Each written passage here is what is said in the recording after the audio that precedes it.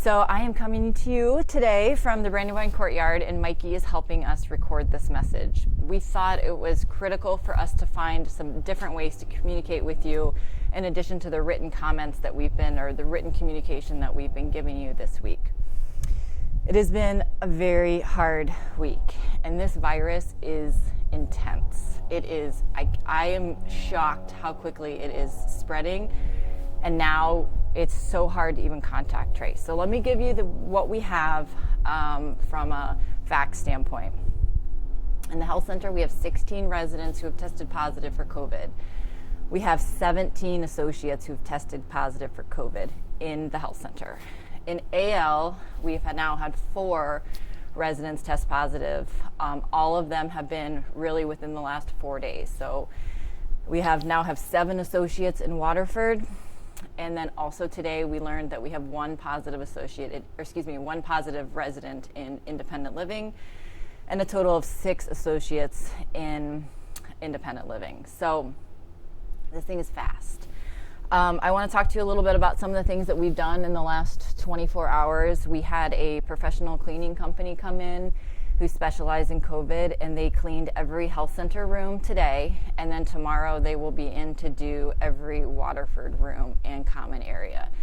We got to find some ways to get ahead of this, and we know that our disinfecting practices, however strong they are just not strong enough. So we brought in this company. We have 6 professional professional grade air purifiers that are HEPA in the health center. So in every hallway there's 2 or 3. We are rapid testing every associate walking in the door. So we start in the morning at 5:30 to test every every associate coming in, and we finish up with the night shift. And honestly, it was a hard decision to make for us to do that, but was the right decision. So even before the people are coming in to work with the residents in the health center and in Waterford, we're testing them at the door. We're really getting 1 or 2 a shift. So that's how rampant this thing is, and they all feel fine. So I feel I don't ever want to be in this situation ever again, but I feel good that we're taking the precautions to keep our residents safe. We are also daily doing PCR tests. So I know in our communication we talk about PCR and what PCR stands for. And honestly, I don't have it in my notes right now, so we can refer back to the communication. But we are daily testing it. We know it's the gold standard of testing. So we are working on doing that every single day for health center and Waterford associates. The health center we're doing through COPC in their lab. Waterford, we found a local partner, a lab that can do a turnaround time of anywhere between 6 to 8 hours. So we've been doing that for 2 days in Waterford. And honestly, I think that's why we're getting all of these cases, is because we're catching it so early. One of the residents that tested positive yesterday said she felt completely fine, and then this morning she had some sniffles. So really, I think we're trying to isolate as quickly as possible to get people out so they're not innocently spreading this virus. We set up a COVID unit last week. It's full. It had 20 beds, so we have 20 residents who are under our care for COVID at this point. So as I'm recording this, the team is moving residents in the health center from the various ends of the hall back to one central location so we can open up a backup COVID area in the health center. The problem that we're facing now is that we're only allowed to have a capacity of 50 residents in the health center because that's what our license is saying. We've put the call out to an attorney who might be able to help us with a waiver to get some additional people. We can put them in residents in semi-private rooms, but we may not know kind of what that looks like. So we're also working on putting a COVID unit in Waterford. We are seeing right now that Waterford is kind of where we're seeing the most amount of spread. And so we're trying really hard to contain as much as possible in Waterford. So we're not sure if it's going to be on the 2nd or the 3rd floor. We are having hospital beds brought in to make sure that we have the appropriate equipment.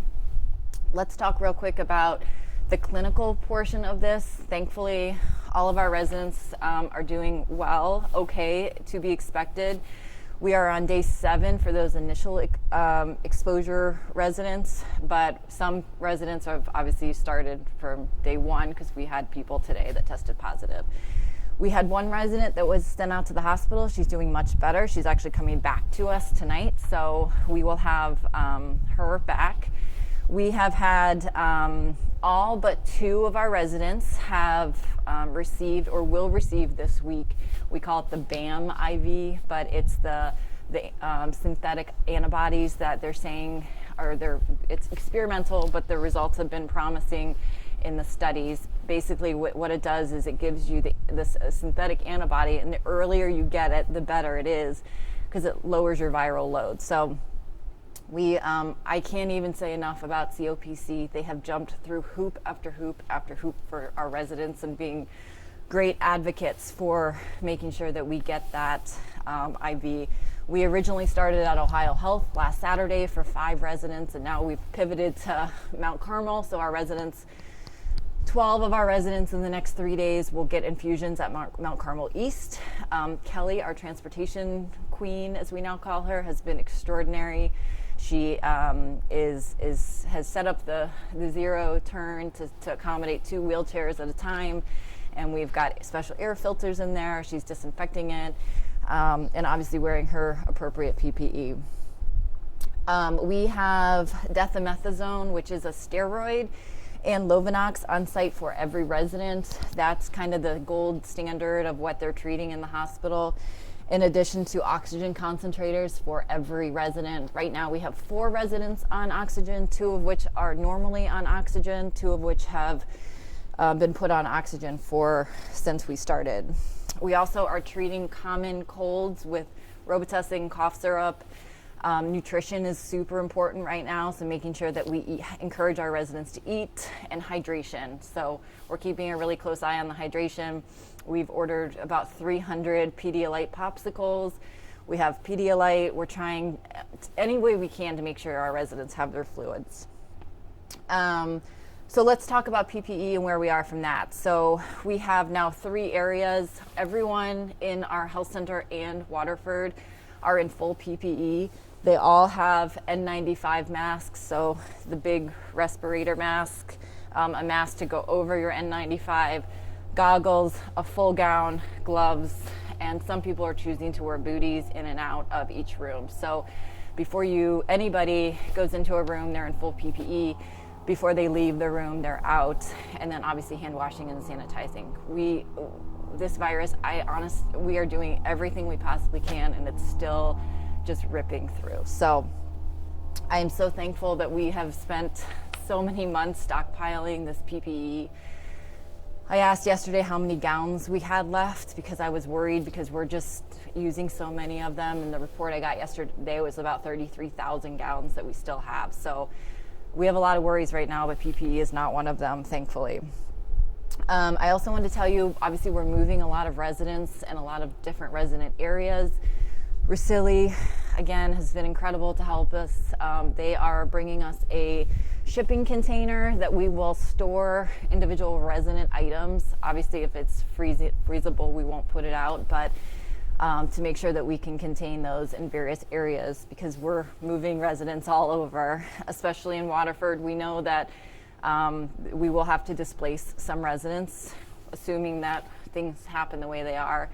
I'd rather be ahead of the game than behind the game. I don't want to be in a situation where we don't have a safe place for residents to go when they do test positive for COVID. So appreciative to Russilli for helping us out with that. COPC, I can't even say enough about him. Dr. Kesari's here this week. He is sharp. Dr. Colella was here last week. They're working long hours. They're helping us out. I know that this is a really scary situation, but the fact that we have a hospitalist who would round in the hospital on people here in our community it's incredible. So we have IVs on site. We have IV pumps. We have lactate ringers. We have sodium chloride. We have anything that we can think of that can help residents. Dr. Rush is recommending that we try really hard to keep residents here because the hospitals are so full. And then when you go to the hospital, there's lots of other things that could happen. So we're going to make sure we keep a really close eye on everyone. The last thing that's kind of a struggle for us right now is staffing. Obviously, with 17 associates in the health center testing positive, we are working really hard to put a staffing plan in. Thankfully, we have an incredible team who are picking up extra shifts and working, and our director of nursing, Angie, is working night shifts to make sure we have coverage. The staffing pattern for the health center for the COVID area, we have a housekeeper and 2 STNAs and 1 nurse. Tomorrow we're going to try and staff 2 nurses and 2 STNAs in the COVID area to make sure that we have the appropriate care. We're pivoting also because we need to make sure we have the support in these 2 other COVID areas, the one in the health center, the backup in the health center, and then also Waterford. So we're working on a staffing plan for that. We're still PCRing all of our associates, so we're actually going to be bringing in some agency nurse to stand outside and PCR all of our associates to keep our nurses inside working on patient care and doing all the other things. So those are all the things we're doing in the community. I didn't talk about the kitchen, but we did close the we call it the Meadows kitchen that serves Waterford and Health Center. And we did that because we were seeing like 4 and 5 people testing positive, associates testing positive for COVID. The area is a little cramped. It's also under construction. There's probably not the best airflow.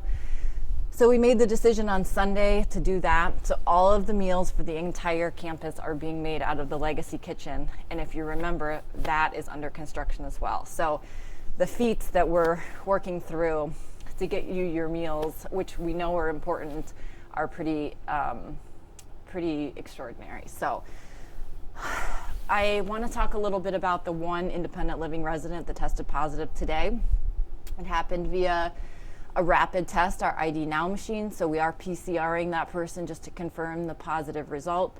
The thing about it is this person is receiving home care. Home care is using all of the appropriate PPE. We have contact traced all of those home care people who had the same caregiver in those apartments so that we could trace that. I think what we're seeing in the health center is just so, and Waterford is just so scary that we're going to stay in code purple. It's a hard decision, but we got to get our arms wrapped around where we are and what we're doing, because this thing it's silent and it is hard. So I don't want you to be scared. I need us to be cautious. And there are a lot of different things that are happening. You're going to see a lot more disinfecting in our independent living areas. Stay in your apartment as much as you can. It's freezing out here. I'm shaking, but try and get some fresh air as much as you can during the day.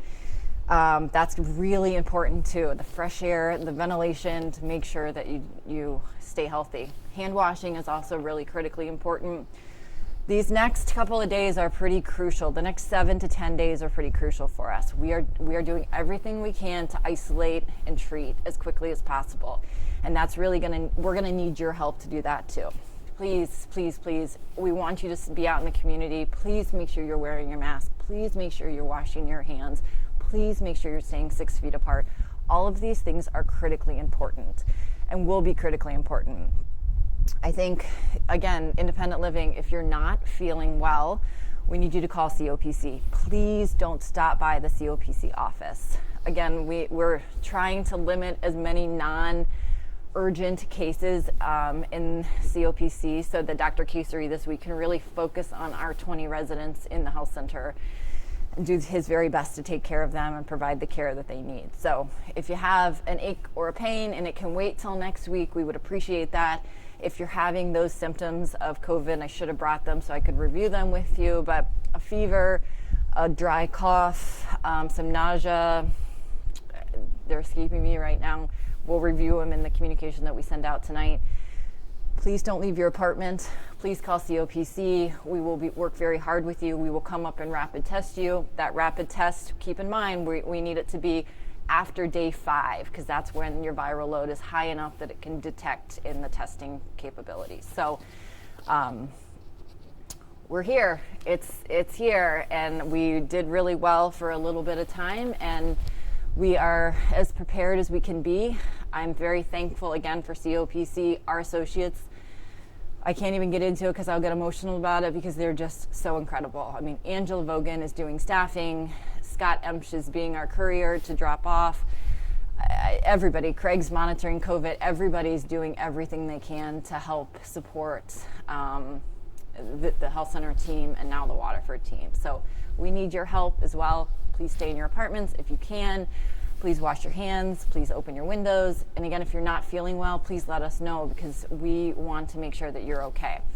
Let's review the Independent Living Code Purple. We are, unless there's a reason to, we will shelter you in place. We have wellness kits that we have set up for you if you're not feeling well to help support you. COPC, we can direct you.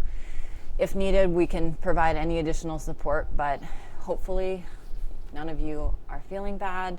Be very extra cautious to your individual symptoms and how you're feeling every day. And I think it's natural for us all to have a cold or a headache or something because we're reading about all of this, and that's okay. We would rather be cautious and test you than to not be. So let us help you with that. And I hope this helped a little bit, explain kind of what's happening in the community. A lot of people are working really hard, and we're fighting really hard. I can't imagine. I said in our communication last night, I know our family members are incredibly kind and supportive and appreciative, but our hearts go out to them because it's got to be very hard not to be in supporting them. But our staff really do love our residents, so they're taking good care of them. So, all right, so Code Purple, we're going to stay in it. We'll communicate some more things as we go through the week. You're going to continue to get the communication, but again, we wanted just one more element of the communication today. Questions should go to covid-19@fvdublin.org, and we're available to help in any way we can, answer questions or anything like that. So thanks so much, and have a great day.